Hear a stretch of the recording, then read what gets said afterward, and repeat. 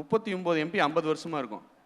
இப்ப தமிழ்நாட்டுல இருந்து ஓட்டு போட்டு தான் இங்க தீர்மானமாக போகுது பிரதம மந்திரி. இல்ல அது 330 இல்லங்க அந்த கேள்வி பாருங்க 50 வருஷமா இது இப்படியே தான் இருக்கு. இப்ப ஏன் அவசர அவசரமா இந்த தேர்தல்கள் நடக்கிற காலத்திலேயே இது அவசர அவசரமா உங்களோட குற்றச்சாட்டு அப்படி ஒரு கேள்வி வருது இல்ல உங்களோட குற்றச்சாட்டு அடிப்படை குற்றச்சாட்டு இங்க நம்பர் கம்மியாயிரும் நீங்க. ஆனா நேற்று நாடாளுமன்றத்துல நீங்க சொன்னது வாஜ்பாய் அவர்கள் அதை கன்சிடர் பண்ணி ஒரு சட்ட திருத்தம் கொண்டு வந்தார். நீங்களே நேற்று பாராளுமன்றத்தில் பாரத பிரதமரும் மரியாதைக்குரிய உள்துறை அமைச்சரும் உங்களுடைய பிரதிநிதித்துவம் மாறாதுன்னு சொல்றாரு. ஒரு வருஷத்துக்கு முன்னாடியே ஆல் பார்ட்டி மீட் கூப்பிடுறாங்க. திமுக என்ன சொல்றாங்க, தொகுதி மறுவரை எல்லா பார்ட்டியும் சேர்ந்து வாங்க அப்படிங்க. பிரதான எதிர்கட்சியாக நாங்கள் போகிறோம். போய் எங்களுடைய முன்னாள் அமைச்சர் மாதிரி கூட ஜெயக்குமார் போறாரு.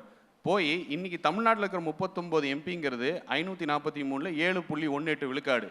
இது எக்காரணம் கொண்டு மாறக்கூடாது என்பது அதிமுகவின் நிலைப்பாடு. இதில் உறுதியாக இருங்க, லெட்டராக கொடுக்குறோம். சௌரியமாக அதை மறைச்சாங்க.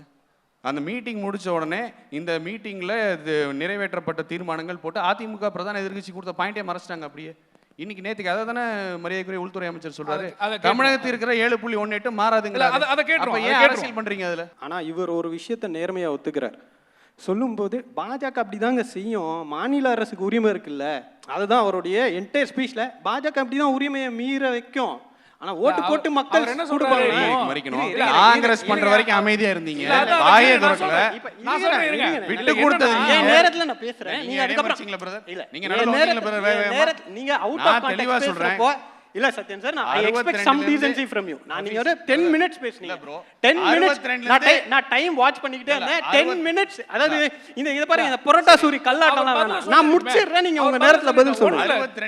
நான் பேசுறேன், மொத்தமா பேசுறேன் சார். இல்ல திரு அபிஷேக் நீங்க பேசுனீங்க, நான் பொறுமையா கேட்டேன். ஒண்ணு இல்ல, சிம்பிள் தான். நானும் இந்த கேள்வி வச்சிரேன், மொத்தமா பதில் சொல்லிருங்க. எடப்பாடி பழனிசாமி அவர்கள் சிஎம்மா இருக்கும்போது 7.5% வந்து எப்படி கொண்டு வந்தாரு? மாநில உரிமைகளை பயன்படுத்தி ஒரு தீர்மானம் போட்டு தானே கொண்டு வந்தாங்க. அந்த மாதிரி பல விஷயங்களுக்கு திமுக பண்ணிருக்கலாமே மாநில உரிமைகள் பறி போகும்போது. ஃபர்ஸ்ட் நான் சொல்றேன், இவர் சொல்லும்போது நீட் கொண்டு வந்தது யார்? இப்போ மாநில அரசுக்குன்னு ஒரு உரிமை இருக்குல்ல, அதை வச்சு எதிர்க்க வேண்டியதானே அப்படின்னு. அதை எதிர்க்கிறப்ப அதிமுக யார் பக்கம் நிற்குதுன்ற கேள்விதான். இப்போ அவர் சொன்னார் 50% ப்ரோ ரேட்டான்னு. நான் அதுக்கு தான் முதல் தடவையில் சொன்னேன், இவர்கள் கொடுக்கக்கூடிய எந்த உத்தரவாதத்தையும் நிறைவேற்றினதே கிடையாது. அப்போ அப்படிப்பட்டவர்கள் பில்லில் கொண்டு வாங்கன்னா அதை பற்றி வாயிலேயே வடை சுட்டுக்கிட்டு இருக்காங்களே தவிர அதை பற்றி பேசுறது கிடையாது. ஏன் சார், பில்லில் பாப்புலேஷன் சென்சஸ் அடிப்படையில்னு இருக்குது, 2011 சென்சஸ்னு. அதை கன்வீனியண்ட்டாக மறைச்சிட்டு 50% இன்க்ரீஸ் பண்ணுறோன்னு பில்லில் இல்லாத ஒரு விஷயத்த நம்ம நம்பணுமா? அது பாஜக செய்யுமா? அப்படி எதிர்த்து திமுக கேள்வி கேட்டாலும் அதான் அதிகாரம் இருக்குல்ல, கடந்து போங்க. இன்னொரு விஷயத்த பேசும்போது சொன்னார், இவ்வளோ நாளாக தமிழ்நாடு போட்டு தான் ஆட்சியில் இருக்காங்களா, அப்போ சீட்டு போனால் போகுதுன்ற தொனியில் அவர் பேசினார். அப்படிப்பட்ட மனநிலையில் இந்த பிரச்சனையை அதிமுக அணுகுது. அப்போ இவங்க தமிழ்நாட்டுடைய உரிமைகளை இன்னைக்கு கூட விட்டு தர தயாரா இருக்காங்க. உடனே 62 கம்பேர் பண்ணாங்க. மദ്രാஸ் மாகாணத்தோட மദ്രാஸ் மாகாணத்தோட நான் என்ன சொன்னேன், 62 எம்பி நான் பேசுறேங்க, 62 எம்பி 39 வரும்போது வேடிக்கை பாத்தீங்க. அவ்வளவுதான், விட்டுருங்க. 62ல இருந்து 39 வர வரைக்கும் வேடிக்கை பாத்தீங்க. அப்போ உங்க உரிமை விட்டு போகலையா? எங்க குரல் கொடுத்தீங்கன்னு கேக்குறேன். இருங்க, நான் கேக்குறேன். அதாவது ஒரு பொலிட்டிக்கல் நாலேஜ் இருக்கிறவங்க, நான் முடிக்கிறேன்.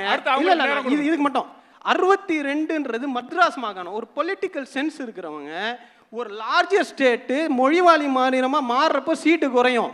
ஆனா அதுல எங்க உரிமை பாதிக்கப்படல. அப்ப எப்படி நயவஞ்சகத்தனமா ஒரு பொய்ய கொண்டு வந்து 62 மദ്രാஸ் மாகாணத்துல 1973 முதல்வர் கருணாநிதி 525 மாறும்போது என்ன குரல் கொடுத்தார்? 62 39 இறங்குது, என்ன குரல் கொடுத்தார்? 62 ஃபர்ஸ்ட் நீங்க சொன்னீங்க, அது மாட்டன உடனே பதற்றப்படாதீங்க. நானே சொன்னேன் மொழிவாரி மாநிலமா மாத்தும்போது கம்மியாச்சுன்னு சொன்னேன். 62ல 49 இருந்து 39 வரும்போது கருணாநிதி எங்க குரல் கொடுத்தான்னு கேட்டேன். சத்யன் சார், கொஞ்சம் பதில் கேக்குறதுக்கு பேஷன்ஸ் வைங்க. பேஷன்ஸ் வைங்க பிரதர். போய் நான் இது வரைக்கும் நீங்க பேசுங்க. பேஷன்ஸ் ஹபீஸ் போய் சொல்றாரு, சொல்லிர முடியல.